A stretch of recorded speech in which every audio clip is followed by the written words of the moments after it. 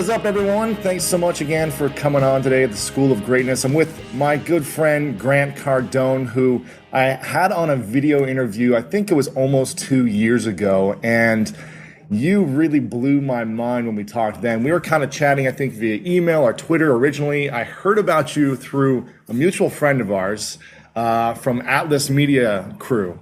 I don't know if you remember. You're still working with those guys, I think. Sure. You had a TV show that you were working on, and I don't even know what happened with it, but I saw an episode or two of them that they gave me a DVD. They're like, you're just like this guy. You're like the younger version. He's better looking than you. Hey.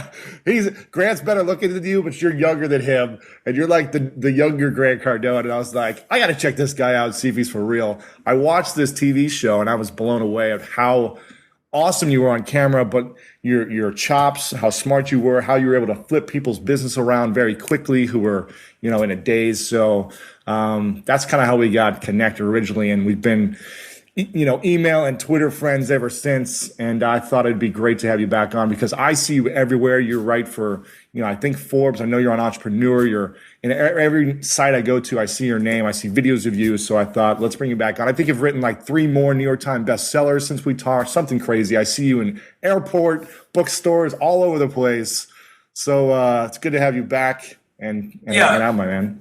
Yeah, Lewis, thanks a lot, man. I really appreciate who you are and what you do, and enjoyed being on the show last time. So I was looking forward to doing this again with you. Awesome. So let's give a brief background of kind of where you got started and where you're at now in about 60 to 90 seconds or less, if you can. Okay. Yeah, look, I started out as a lower middle class kid. My mom I was raised by a mother, and my dad died when I was 10 years old of a sudden heart attack. He had been having heart problems for years. He died when he was 52 years old, very young man, and it was a big loss in my life. And then I lost an older brother when I was 20. So in between the ages of 10 and 20 years old, there was a lot of turmoil in my life. Right. And I was also greatly influenced by my mother's turmoil. She was experiencing tremendous amounts of fear, scarcity, fear of the future, so much of what the middle class is experiencing today. And I remember being 16 years old and telling my mother, I said, I will never, ever grow up like this. And she was confused by that because she's like, what are you talking about? Right. You get 3 meals a day, you got clothes on your back, and you got a car to go to school in. What are you complaining about? I'm like, because every meal comes with fear. My mom would give me breakfast and tell me, eat it all. She'd give me lunch, eat it all. Give me dinner, eat it all. Every time I left the bathroom, turn off the lights. See, there was this scarcity. There was this concern about not having enough. And then my dad had died. So I'm like, oh my God, life is short. Then my older brother dies. And I'm like, oh my man, everything's risky. Jeez. So combine all that with being a teenager, and then drugs are around, and I start smoking marijuana like some other kids, and the next thing it progressed. And so by the time I was 25, man, I was just a mess. I was broke, didn't have any money, had a drug problem, had tremendous amounts of grief in my life for my losses. Like so many people, I'm not saying feel sorry for me, but at 25, I decided, hey, I have to clean my life up, man. I got it. If I keep going like this, I will never, ever have anything. And I made a commitment when I was 25. I know a lot of guys have this story, that write books, but this really happened to me. It's like I went back to that thing I wanted when I was 16. Like I wanted to do something impactful. I wanted to help other people. And I really committed at that time at 25 years old. I had a college education. I had the ambition. I was intelligent. But I had never made the decision, hey, man, this is the most important thing in my life. Success became this mantra of mine that I have to have this. Right. And so the last 25 years has been basically me trying to become successful. Wow. Now, I actually forgot this story, so I'm glad you reminded me about it all. I remember you being an athlete. You played, I think it was baseball. Is that right? Yeah. And you grew up in the South. I think it was Louisiana, but is that right? That's right. Okay. Now, I remember, I forget the story actually, so I apologize, but it's interesting because I was going to ask you a question and ask you, have you always been as confident as you are now? And it sounds like growing up, you weren't very confident because you had this scarcity mindset, or there was a scarcity mindset around you and it's fear mindset. So when did it change from scarcity, fear, death to the confident Grant Cardone that you are now? Well, you know, I was doing an event for Google and I was asked a similar question. They're like, man, where do you get all your confidence? And I'm like, you know, that's interesting. You know, do you really know that I'm confident? Well, how do you put the perception out that you are, I guess, right? Yeah, there you go. That's much better, because the truth is nobody knows what's going on inside of me. And it's actually unfair to an audience to measure whoever you see as confident, when the truth is you don't know that. You're actually, you know, you actually don't know that. You, like, right now, if you look at me right now, I say, how many years do I have? And you're like, 2. Well, yeah, but you only see one of them. Right. So you're making the other one up. Right. You're assuming I have a second ear, which, by the way, I do. Right. And but the point is, you know, it's how do I project confidence? How do I actually start feeling confident in my life, so that people also have confidence in me? I mean, that's the only value in confidence. Right. You know, I tweeted something today. I said, look, I never, ever thought money would make me happy. I didn't want money to make me happy, dude. I wanted money for security. And the reason I want money, or the reason I want confidence, is because if I don't act confident, people won't give me money. Right. And my confidence comes like it does for an athlete. You know, it comes from drilling and practicing and role playing and drilling and practicing and role playing. And in sales, particularly sales, because that's kind of what I'm most proficient in, that's something that most people don't do. They don't take the time to drill, right, to really, like, there's a video on YouTube right now. It's called Give My Papa the Money. And Grant Cardone, if you Google that, you'll see my daughter, 3 years old, saying, give Papa the money, give Papa the money, give Papa the money. It's a drill, dude. It's just a simple drill, and it builds confidence. I like it. So I remember reading this somewhere, and I can't remember if this was a book. You had this in your book, one of your books, or you just posted this online. You talk about, and maybe we talked about this in our previous interview, but you talked about attention, criticism, hate, and admiration. Now, is that a process that everyone needs to go through in order to realize they've made it, or what is that process that you talk about? Yeah, what I'm talking about there is, and you and I were talking about this before the you know, a similar topic. Right. I wish we actually had that on video. People I should have recorded it, yeah. That's great, because, I mean, maybe you could tell that story some other time. But look, you know, if I don't get your attention, this is the number one problem people have in life. Attention. I have to get attention. Hey, I don't care how you get it, man, but you have to get people's attention. If you don't get their attention, it doesn't matter what your product is. Right. It doesn't matter what your idea is. It doesn't matter what your value is. It doesn't matter, because you don't have their attention. There was a guy sitting across from me at this desk the other day, and he's like, dude, you got like ADD or ADHD, or I'm like, what are you talking about, man? And he's like, well, I can't keep your attention. You're doing this and you're doing that. I'm like, bro, just because you can't get my attention, don't label me with a disease. Right. You don't have my attention, bro. That's your problem, not my problem. Exactly. And he's like, well, man, I can't keep your attention. I said, that's your problem. Right. I have my attention on 17 other things. And until you sit in that chair, bro, and say something impactful enough that grabs my attention, I'll close all the other mental files. Because if you're ever in front of anybody that's capable of moving your career along, guarantee you they have 17 files open. Right. If the guy doesn't have 16, 17 files open at all times, he can't help you in your career. Right. So what I'm telling people is this. One, you have to get attention. The moment you get attention, you're going to get criticism. Somebody is not going to like you standing on a street corner saying, hey, hey, hey. Somebody's going to have a problem with that. Right. When people criticize you, the normal response is, oh, I got to change my behavior. I have to adapt. Right. Never, ever adapt to your environment. Ever. I don't adapt. I'm not an animal. I'm a human spirit, man. I have the potential to change environments, not adapt to it. Right. So when I get attention, whatever, hey, and somebody's like, hey, man, you're too loud.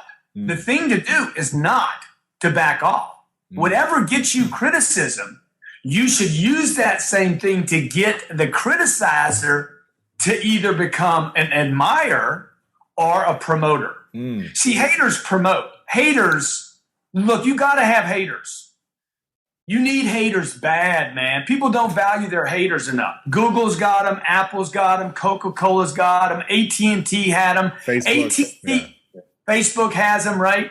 Everybody that gets big has haters. And where I grew up in Louisiana, Louis, it was like my mom even said, stay under the radar.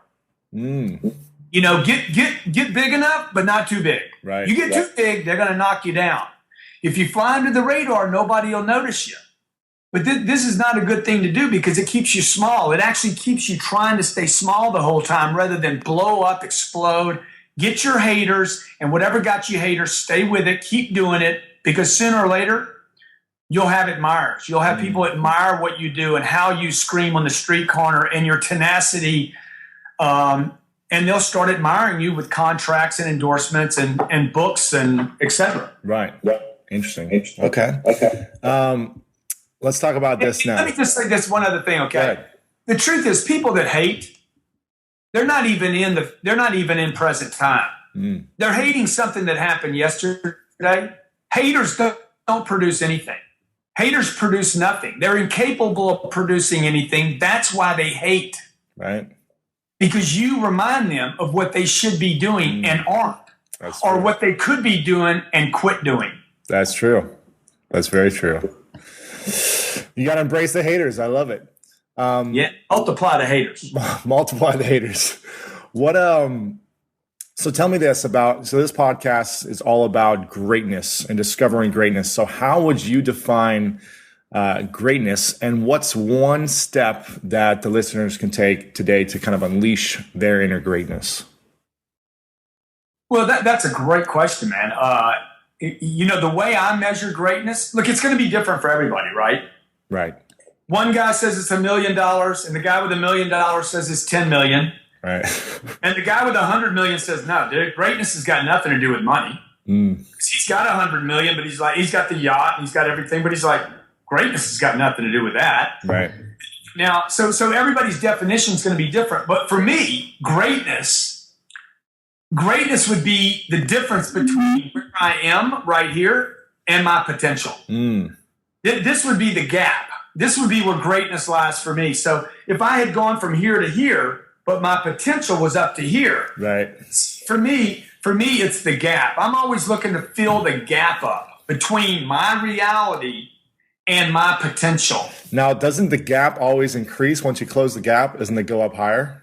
Sure does. So you've never really reached greatness then, is that? No, but you know, maybe it's not about reaching it. Maybe it's about filling that gap up. I don't know. Maybe you do reach it. Maybe Jesus reached it, or right. Allah, or I don't know. Maybe somebody's reached it. I don't really care because I haven't reached mine. And the only thing I really care about is, you know, that piece for me. I mean, the pursuit of reaching the potential and continuing to hit it, and then improving it and going from there. Yeah, and I think that's why you see so many athletes come back out of retirement. Or you see these wealthy, extremely wealthy entertainers just can't give up the stage. I think they're trying to find that place, that greatness that you talk about. So what do you think is one step that people can take to kind of hit that greatness or bridge that gap? Just don't compromise, you know? I mean, I had somebody tell me, I was doing an interview yesterday with James Barber, who's a Broadway singer, and he's got a radio show, and he's talking about artists, and he's telling me, he's like, you know, this artist tells me they don't want to be rich and famous. They just want to practice their craft. And I'm like, what a liar. What a freaking liar. Okay. Like what actor doesn't want to be, you know, known everywhere? I mean, come on, don't lie. It's the reason they act, right? Please. I'm like, what do you mean? You want to be an actor or you want to be a superstar? Right. Are you telling me don't lie to yourself? Look, there's thousands of people that'll lie to you. Don't line up for your own, you know, come on. So I would just tell people this, don't compromise, you know, quit fighting greatness. Hey, can somebody grab me one of those great cards? Tony, grab me one of those great cards. Look, to fight greatness is actually part of the problem. Like I think it's in our DNA to be great. And it's like, don't fight it, man. You're meant to be great. Don't compromise and don't lie to yourself. Well, I think it goes back to what your mom said. She wanted you to be under the radar so you didn't get hurt, right? So I think the parents are usually teaching us kids, like, do well, but don't excel too much that you get too much attention so that you could get hurt or that you could lose it all, or what does it say here? You are greatness, don't fight it. That's great. Why are you fighting it, man? That's great. See, it's like my car. I bought this new car, and I'm like, can you guys take the brake out? And they're like, excuse me? I've heard a lot of requests, but not that one. I'm like, just take it out of the car. I don't need it, bro.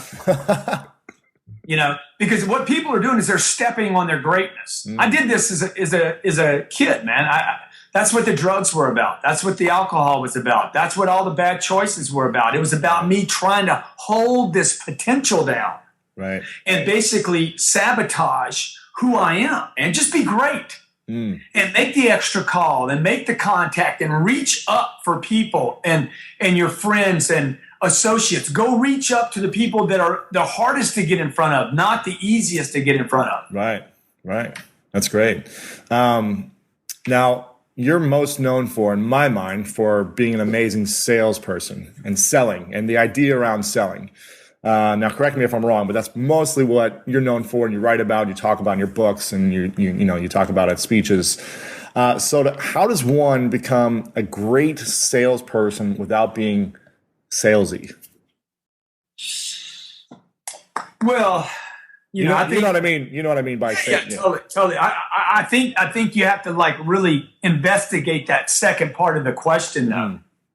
Like, why is our culture got a problem with salesy? Like, why is that a problem anyway? Right. I guess when I mean salesy, I mean like cheesy or overselling or not being authentic or not caring about the person, but really caring about the sale type of mentality. Well, I think there's a bunch of garbage out there written on sales, like neuro-linguistic programming. I hate that stuff because they're like, okay, I need to listen to the way you talk or think or feel, and then I'm going to basically customize my presentation for a visual person or a kinesthetic. I just don't do that, dude. Look, I got great products, and I was doing a presentation to a guy today. This is how the whole presentation started. My intention is to close you by the time this call is over. The product's going to cost you $30,000. I'm telling you up front what it costs. If you have any questions, just ask me. My intention is to close you. The product costs $30,000. I'm telling you price before I even show you the product. Wow. Okay. Now let me show it to you. If you have any questions, just ask me. This is your approach, or? That's my approach. Wow. There's no trickery in it. There's no tricks. There's no manipulation. Is that salesy? I'm telling you what my intention is. I took the time to get on the phone with you. My intention is to have this product in your hands. Right. By the time this call ends. Number two, it costs $30,000. I want to tell you the price up front. The reason I want to is because only you can make a decision to do it or not do it. And while I'm showing you the product, I want you to be thinking what it costs. Wow. Because the only way you can make a decision is based on what it costs. See, but if you study most sales books, people that I think the world of, most of them say, present your product, kind of hide that you want to close. Don't make it obvious. And then at the end of your 45-minute presentation, once you've built value, determined needs, then tell them the price. I flipped the whole thing. That would never work on me.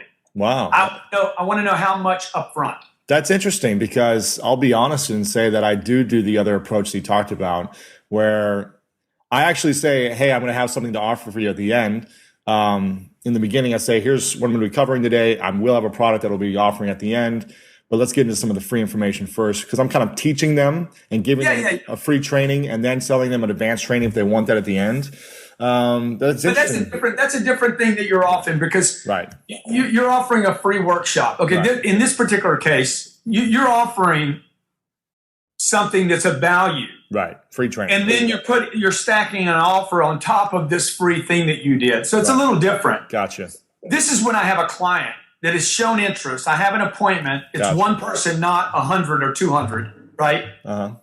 So a little different presentation because you're basically giving people a reason to do something. Right. And Gotcha. they know that offer is going to be there for you, Right. probably. So you're saying more of like a one-on-one call where you're trying to close someone to buy a product. You take that approach. You say, hey, this is at the end of this call. I want you the product in your hands. It's cost you $30,000.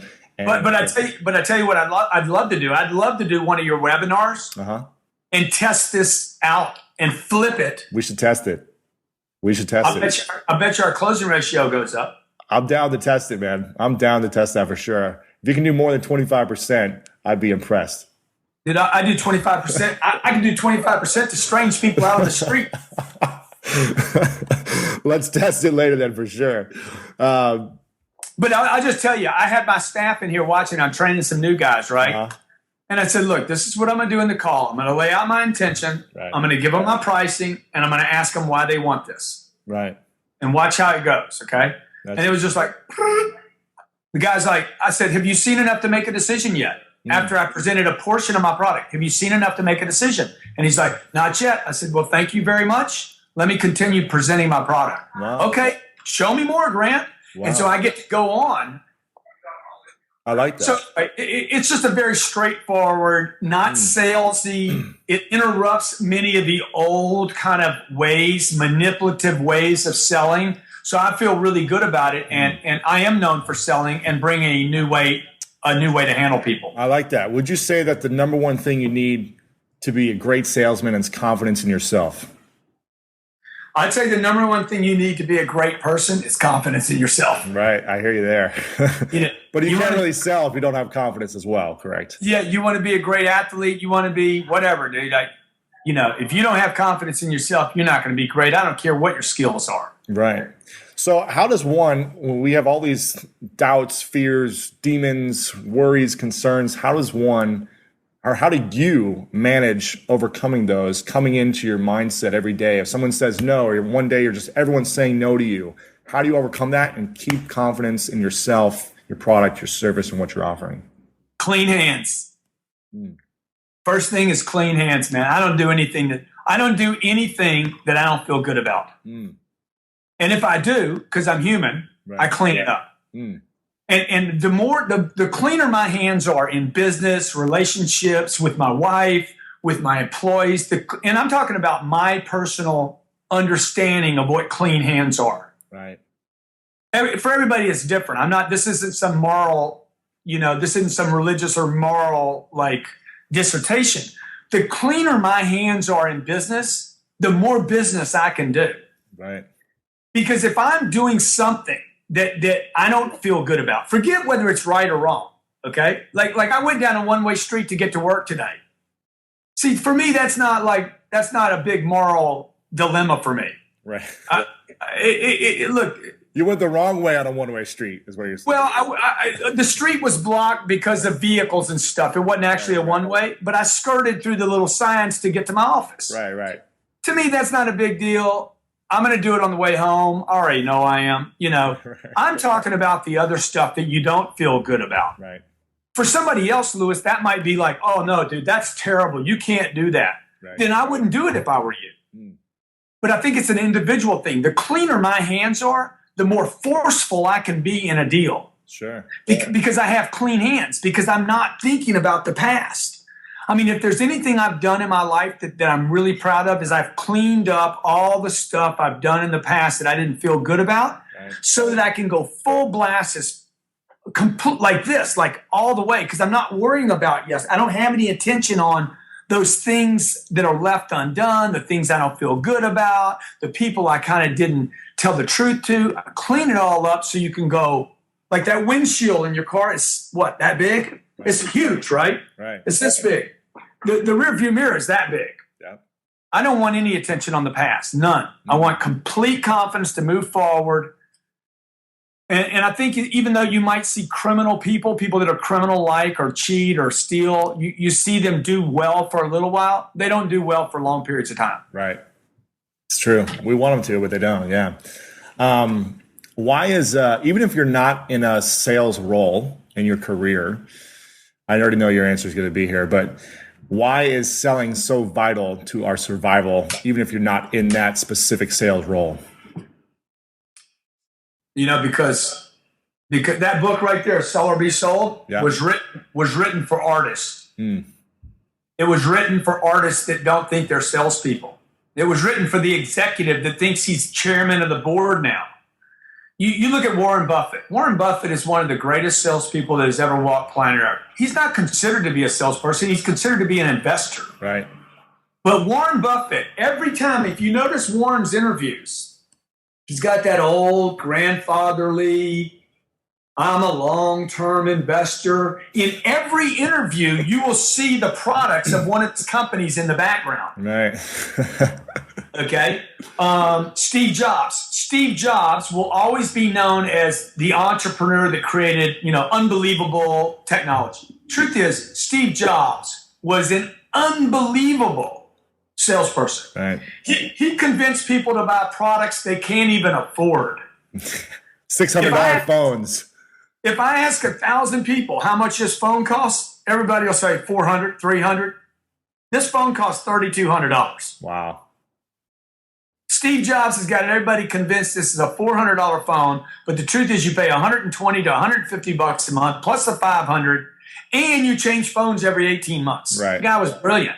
Right. So I would just tell you, look, if you have a problem with the idea of selling, you're going to be a slave on this planet. The only people that are free are the people that know how to sell, promote, market, build value.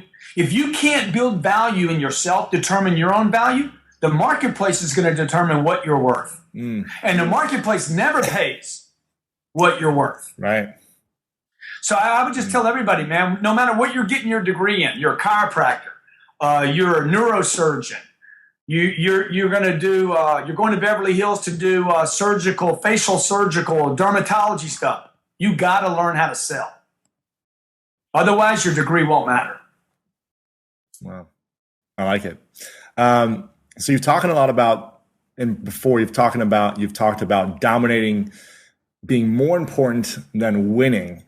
So what are the fundamentals to dominating a space? Well, it goes back to what we were talking about before the interview. Like, you said, hey, Graham, what's the one biggest mistake you've made in your career? And I mean, how long did it take me to say? A couple seconds, not even. What did I tell you what it was? You said reinvest back in your branding and yourself and dominating the space and being everywhere. I should have spent every penny. You should invest every penny, your last money. Rather than buying a loaf of bread, invest it back into your brand. Wow. Borrow money if you have to. Invest every penny in you. My mother told me this when I was, 18 years old. She's like, the best investment you'll ever make is in you. You're a guaranteed deal. Right. That stock I'm going to buy, the piece of real estate I'm going to buy, it is not a sure deal, okay? The average American reads one book a year. They read one book, okay? Why? Why aren't they reading? Because people don't invest in themselves. And so I would just tell you the biggest mistake I've made in my career is I didn't invest in getting my brand known so that it was everywhere. Right. If you look at really successful brands, they're everywhere. Coca-Cola's everywhere. Google's everywhere. Apple's everywhere. I'm starting to be everywhere, right? Lewis, you're everywhere. Everywhere I go, I'm starting to see you. And the more I go places, the better off I would be. A guy took a picture in Germany in a clock shop, and this book is in this old antique clock shop in between clocks. That is a good sign. Right. So I would spend the last penny. I'd get your wife, your husband, get the whole family, get the kids with your business cards, letting everybody in your community know who you are, what your product is, what your company is. You're committed to the community. You're an animal. You're completely dedicated. You're not going away. Right. And you see, that goes back to attention, criticism, haters, admiration. Right. I like that.